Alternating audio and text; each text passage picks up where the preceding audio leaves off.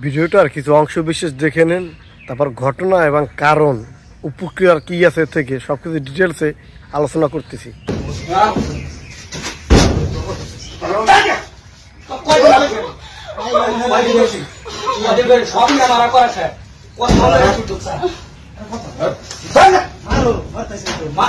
কি হচ্ছে কয়দিন বহুত দিন ধরে দেখতেছি আল্লাহ রেডি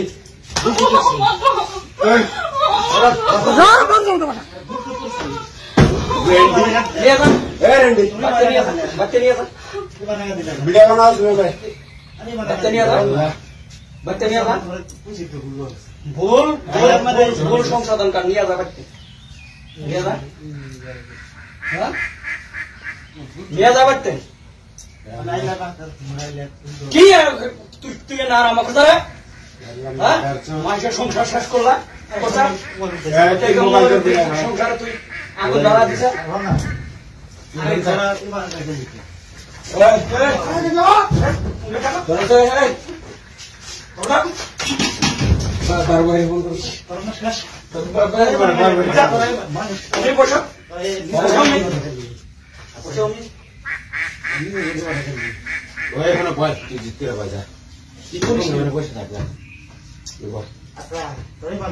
ওখানে বয় পেলাম বয় বয়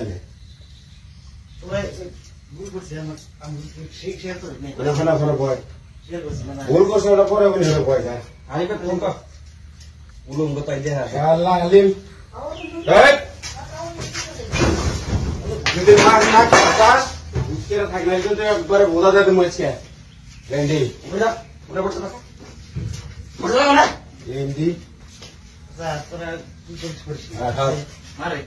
তুই ওখানে বয়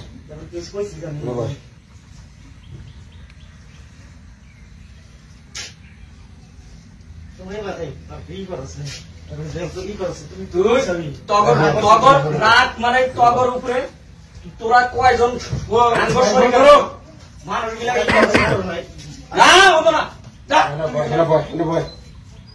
শিক্ষা দেন নালিও তোরা মানুষ শিক্ষা হবে না তুই মরুদ্দির বই হাতে তোমার জায়গা আমি করলি সারাটা গেলাম তোরা তস নস করে দিতেছে।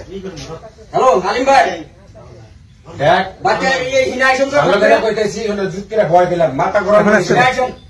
মাথা গরম করবি না পেলাম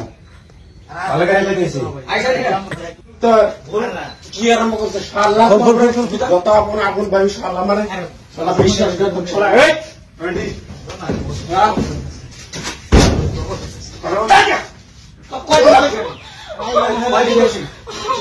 সবই মারা করেছে মামলা কি হচ্ছে তগর কয়দিন বহুত দিন ধরে দেখতেছি কয়দিন ধরে আল্লাহ রেডি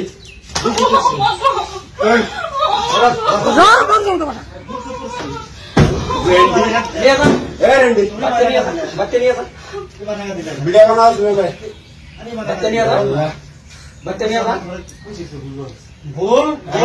ভুল সংশোধন কর নিয়ে যাবে নিয়ে যাবে কি তুই না আমাকে ধরে মানুষের সংসার শেষ করলা সংসারে তুই আগুন ধরা দিছ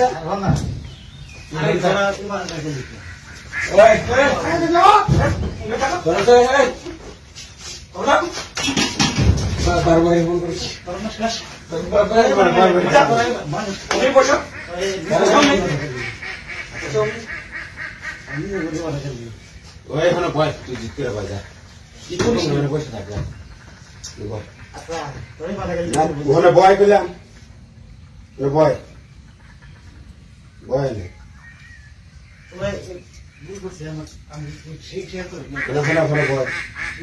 ভুল করছে ওটা পরে বলি বয় যায় উলঙ্গ তাই দেখা আল্লাহ আলিম যদি মার না খাস থাকলে কিন্তু একবারে বোঝা যায় তুমি আজকে লেন্ডি লেন্ডি তুই ওখানে বয়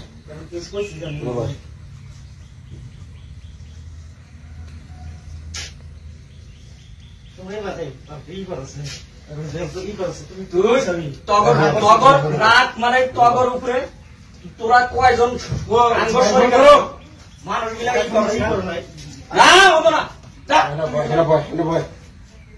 শিক্ষা দেন রাখবো নাহলে তোরা মানুষ শিক্ষা হবে না। তুই মরুদ্দির বইয়া তোমার জায়গা আমি করলি সারাটা গ্রাম তোরা তছনছ করে দিতেছে।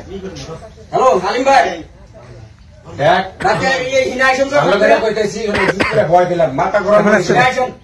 মাথা গরম করবি না বললাম।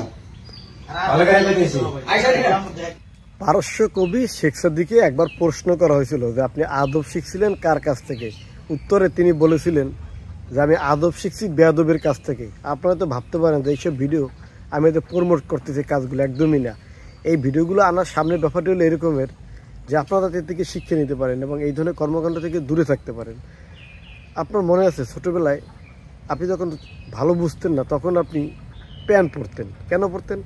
যে আপনার লজ্জা আছে, আপনার লজ্জার স্থান মানুষ দেখবে, আপনি লজ্জা পাইতেন। আর আজকে কতজন মানুষের সামনে আপনি একরকম বলতে গেলে উলঙ্গ অবস্থায় আছেন। আজকে কি আপনার একটুকু লজ্জা লাগে না? আজকে কি আপনার একটুকু বিবেক লাগে না? একটু বিবেকে বাজে না? কোন সেন্সে মানুষ এই ধরনের কাজগুলো করতে পারে? দেখুন, এইগুলো করার জন্য একটা বৈধ সম্পর্ক আছে, এটা জরুরি, জীবনে প্রয়োজন আছে, দরকার আছে, সব কিছু ঠিক আছে। তার জন্য একটা বৈধ সম্পর্ক আছে।